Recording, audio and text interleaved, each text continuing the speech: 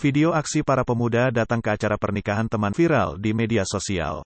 Hal tersebut lantaran rombongannya membawa kado pernikahan yang tak biasa.